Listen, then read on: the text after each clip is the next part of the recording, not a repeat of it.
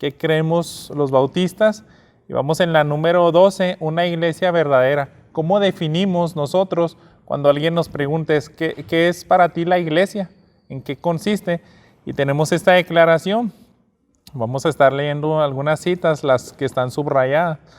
Creemos que una iglesia verdadera de Cristo es, y hay 4 puntos. El primero es que es una congregación de creyentes en Él, bautizados después de una profesión de fe. Así definimos nosotros la iglesia. Como bautistas, es esa congregación primero que nada, es lo que se resalta, el que cree es en la obra de Cristo Jesús a favor del hombre. No es nada más creer porque vas a la calle y le preguntas a alguien, ¿crees en Dios? Y muchos pueden decir que sí, pero es muy distinto el concepto de creer que nosotros tenemos. Creer significa que tienes una fe, no solamente tienes conocimiento, sino que también ese conocimiento de lo que revela la Biblia acerca de Dios, tú lo aceptas. No lo rechazas, no te burlas de él, sino que lo aceptas. Y más que nada, la fe que tenemos es que tenemos una convicción de que eso es verdad y lo que necesitamos. Y eso nos lleva a creer en el sacrificio de Cristo Jesús a favor de nosotros. Somos reconciliados con el Padre. Y si esa convicción, ese nuevo nacimiento es real, nosotros hay un impulso, una necesidad donde vamos a querer bautizarnos porque es parte de identificarnos con esta fe. Lo vamos a ir viendo más adelante en la siguiente confesión, pero vamos a leer Hechos capítulos 2, los versículos 41 y 42. Aquí tenemos el incidente de la primera ocasión quizá de cómo vemos la iglesia neotestamentaria. Se describe por primera vez cómo fueron los primeros cristianos que creyeron en Cristo Jesús después de su ascensión y resurrección y ascensión, y también fueron bautizados. Fíjense lo que dicen los versículos 41 al 42. Entonces los que habían recibido su palabra fueron bautizados y se añadieron aquel día como 3,000 almas. Y se dedicaban continuamente a las enseñanzas de los apóstoles, a la comunión, al partimiento del pan y a la oración. Entonces vemos eso, una iglesia se describe como alguien que cree, eres bautizado después de la profesión de fe, pero vemos eso, que estás perseverando porque es lo que se nota aquí, ¿no? Están juntos, tienen las cosas en común, están sometiéndose a las enseñanzas de los apóstoles, comunión, partimiento del pan, lo que acabamos de hacer, y la oración. Otra manera como nosotros podemos ver esto de definir y entender mejor la iglesia verdadera es que unidos en las doctrinas del Evangelio, comprometidos en mantener las ordenanzas conforme a las Escrituras. Si nos vamos ahí mismo en Hechos, pero en el capítulo 14, leer lo siguiente. Versículos 22 al 23. Fortaleciendo los ánimos de los discípulos, exhortándolos a que perseveraran en la fe y diciendo, es necesario que a través de muchas tribulaciones entremos en el reino de Dios. Después que les designaron ancianos en cada iglesia, habiendo orado con ayunos, los encomendaron al Señor en quien habían creído. Entonces, eso también complementa la definición que es la iglesia. Está compuesta por los que creen y son bautizados, pero también los que se someten a la enseñanza apostólica. Por eso Efesios nos dice, Cristo es la base, es la roca, de la cual se construye también con la doctrina de los apóstoles, y ahí se edifica la iglesia. Entonces nosotros tenemos estas enseñanzas de los apóstoles. De hecho, el que está hablando aquí es el apóstol Pablo. Lo escribe Lucas, está narrando cómo Pablo, él enseñaba. Los ancianos, esa es se me fue el pasaje, si no me equivoco es la despedida de Mileto, ¿verdad? Si estamos en el capítulo, no, ¿verdad? Es el 14. Eso es en Listra. Sí, una de sus despedidas, donde él dice, yo me tengo que ir, pero sigan en la enseñanza, sigan en lo que la doctrina apostólica les ha dejado. Entonces, eso también complementa la definición de la iglesia. Número 3, reconociendo a Cristo como la única cabeza, tomando la Biblia como su única regla de fe y práctica.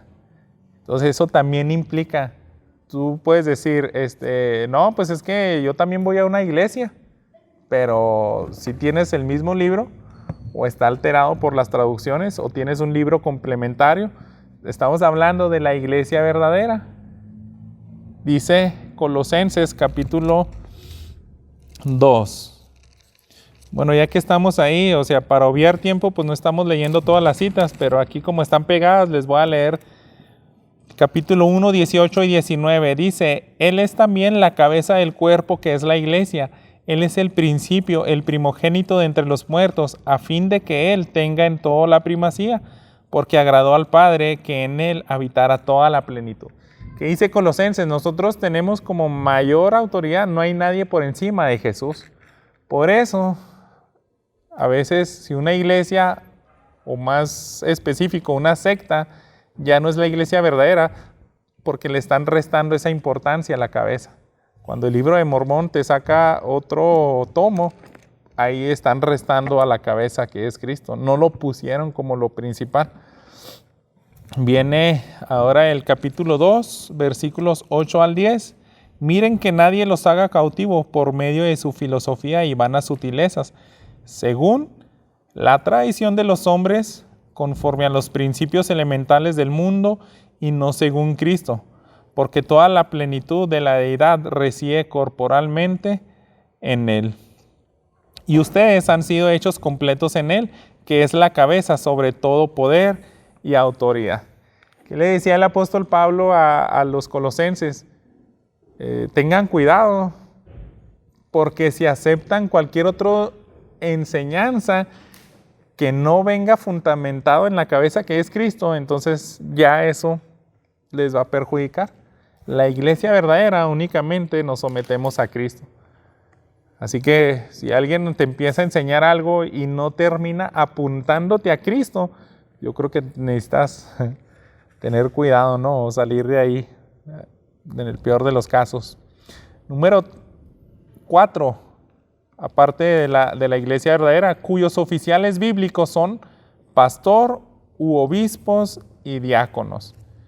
Entonces nosotros no podemos decir que la iglesia verdadera se puede regir sin líderes, porque tenemos pasajes como Filipenses. Aquí primera cita o única que vamos a leer, por ejemplo, se presenta Pablo. Dice, Pablo y Timoteo, siervos de Cristo Jesús, a todos los santos en Cristo Jesús que están en Filipos, incluyendo a los obispos y diáconos. Para Pablo es algo muy natural. Yo dirijo una carta a la iglesia, a la congregación y a los líderes.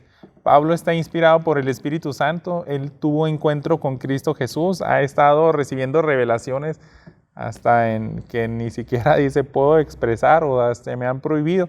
Pero nunca le dijeron, ¿sabes qué? Mi iglesia no quiero que haya líderes. Él no tiene problema. Al contrario, se dirige a ellos porque está implícito que dice es correcto, necesitan esos ancianos.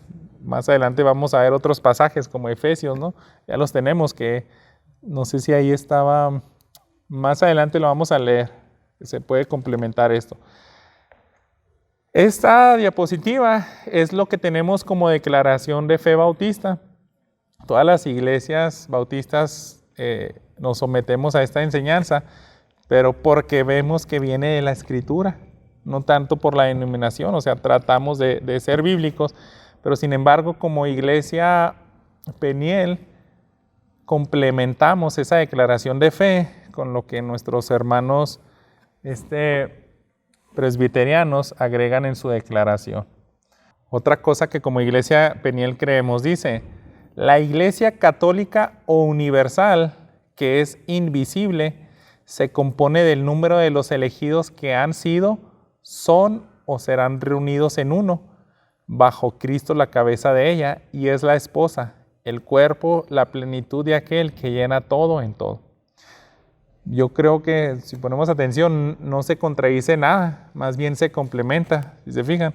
Es otra manera de cómo los presbiterianos dijeron, para nosotros la iglesia es esto, y consiste en que es una iglesia católica universal. La palabra, ahí lo está diciendo, católica o universal, son sinónimos. Cuando nos referimos a católico es que es una iglesia universal. Y dice que es invisible, entonces este término invisible es porque la iglesia se compone de todos los creyentes que han existido a través de todos los siglos, en todos los países, de cualquier tipo de etnia o nación. Y ahí es imposible que tú vayas y les toques la puerta. O sea, no hay un edificio donde agrupes a todos. O sea, por eso se le dice la iglesia invisible, para que entendamos ese concepto. Se refiere a cualquier hijo de Dios redimido en cualquier lugar del mundo y cualquier época. O sea, de los siglos anteriores o de los futuros. Es para así aclarar un poquito más ese pasaje. Y nos vamos a ir a Efesios, capítulo 1, y leer estos versículos, empezando por el versículo 10. Dice, con miras a una buena administración en el cumplimiento de los tiempos, es decir, de reunir todas las cosas en Cristo, tanto las que están en los cielos como las que están en la tierra. Estamos resaltando, ellos también resaltan que su autoridad es Cristo, igual que los bautistas. Dice el versículo 22, y todo lo sometió bajo sus pies y a él lo dio por cabeza sobre todas las cosas a la iglesia. 23, la cual es su cuerpo, la plenitud de aquel que lo llena todo en todo. Entonces, fijan, más bien ellos usaron otro pasaje que habla exactamente lo mismo que acabamos de leer en la convención, la confesión de la convención bautista. A esta iglesia católica visible, ahora ya nos está hablando a la iglesia universal, pero la que es visible es la que podemos encontrar pues, literalmente así como aquí, que se está congregando, o se le dice iglesia local, que están reunidos. Dice, a esta iglesia católica visible ha dado Cristo el ministerio, los oráculos, o sea, la palabra de Dios, los sacramentos de Dios, para reunir y perfeccionar a los santos en esta vida y hasta el fin del mundo. Y por su propia presencia y espíritu, de acuerdo con su promesa, los hace eficientes para ellos. Miren, este es el pasaje que yo quería que llegáramos. Efesios 4, 11. Él dio a algunos ser apóstoles, a otros profetas, a otros evangelísticas, a otros pastores y maestros, a fin de capacitar a los santos para la obra del ministerio, para la edificación del cuerpo de Cristo, hasta que todos lleguemos a la unidad de la fe y del pleno conocimiento del Hijo de Dios, a la condición de un hombre maduro, a la medida de la estatura de la plenitud de Cristo. De una manera como también confirmamos, necesitamos los líderes, y no es por un capricho de que nos juntamos y pues, se nos hace que es una buena idea, sino porque dice, Dios los instituyó. Sin los pastores, maestros, evangelistas, no puede crecer el resto de la ley, de la grey. Entonces ellos están para hacerlos madurar, y cuando ellos maduran, también bendicen y hacen madurar a los que están en esa posición de enseñanza. Todos nos necesitamos unos a otros. Dios, por su soberanía, decidió que algunos estuvieran en esa posición al frente de los demás, pero es así como empieza a tomar más forma nuestra definición de qué es una iglesia. Lo veíamos en el domingo pasado, ¿no? Cuando estábamos viendo la línea de las iglesias objetivas a las subjetivas, las que se van hasta ese extremo donde dicen, no, nosotros no queremos pastores, no necesitamos, tenemos el Espíritu Santo. Entonces, pues hay que tener cuidado porque no están siendo muy bíblicos. De esta misma confesión de Westminster, en el apartado 4, tenemos lo siguiente. Esta iglesia católica ha sido más visible en unos tiempos que en otros, y las iglesias específicas que son parte de ella son más puras o menos puras, de acuerdo como se enseñe y se abrace la doctrina del Evangelio. se administren los sacramentos y se celebre con mayor o menor pureza el culto público en ella. Aceptamos, hermanos, que no hay iglesias perfectas. O sea, estamos en un mundo caído. Y por ahí dice un chiste, ¿no? Cuando encuentres la iglesia perfecta, no entres porque la vas a echar a perder. Y hay personas así como que andan ahí, no, es que yo ando en busca de la iglesia perfecta, no, nadie me llena el ojo. Porque para empezar tú eres el que necesitas derribar ese orgullo. Entonces, es una realidad, hermanos, que hay iglesias más puras que otras. ¿Y en qué consiste esa pureza? Aquí nos da una sugerencia, dice, de acuerdo a lo que se enseñe, a lo que se abrace la doctrina del Evangelio y también cómo se administren los sacramentos, se celebre con mayor o menor pureza el culto público. El culto podemos caer en desórdenes, pero yo creo que algo sería bien triste si los elementos cuando estamos recordando la cena del Señor menospreciemos y no le demos la solemnidad que se merece. Eso no va a santificar a la iglesia. Por eso siempre van a estar en un estado de inmadurez. Vamos a ver qué dice 1 Corintios. Esta iglesia es un buen ejemplo de por qué en esta confesión de Westminster los citaron, pues. La iglesia de Corintios, a pesar de que pues, no les faltaban dones ni nada, pero sí tenían un problema. Fíjense lo que dice en el capítulo 5, 6 y 7. La jactancia de ustedes no es buena. ¿No saben que un poco de levadura fermenta toda la masa? Limpien la levadura vieja para que sean masa nueva, así como lo son en realidad sin levadura, porque aún Cristo, nuestra Pascua, ha sido sacrificado. Esta imagen de la levadura, recordamos que Jesús nos dejó claro la imagen cuando le decía a sus discípulos, cuídense de la levadura. Y ahí estaban los discípulos, pues que no compramos pan o que no. Me refiero a la levadura de los fariseos. Yo les doy unas enseñanzas, pero en el momento que ustedes abracen otras enseñanzas, va a distorsionar, van a hacer un sincretismo, van a mezclar enseñanzas del mundo con las mías. Entonces eso va a afectar. Y eso es la pureza de la iglesia y es lo que está exhortando Pablo a los corintios. Ellos tenían muchos problemas, inmoralidades, también tomaban en poco la cena del Señor y cosas por el estilo. Entonces es una realidad, ¿verdad? Que nosotros no tenemos iglesias perfectas, pero pues estamos en ese proceso, ¿verdad? De madurar. O sea, católica es simplemente universal. Entonces, universal es porque no es cerrada a un área geográfica. Antes se entendía así como los judíos nada más pertenecían la salvación a Israel. Entonces, la iglesia es católica porque es universal. Cualquiera puede ser creyente independientemente de tu raza, de la época donde has vivido. Entonces, nosotros somos iglesia católica apostólica, pero no somos romana. A veces nosotros oímos la palabra católico y siempre nos imaginamos a los católicos romanos, pero no, en realidad todos los creyentes, la iglesia de Cristo es católica, es universal y es apostólica, porque se alinea o busca las enseñanzas de los apóstoles, que su base es Cristo. Entonces esa palabrita como que no es porque la época de esa confesión que es 1600, ellos tenían bien claro, o sea, nosotros somos católicos. Y ahora nos causa un poquito más de ruido escuchar esa palabra y pensamos que es católico romano, pero no, somos católicos también.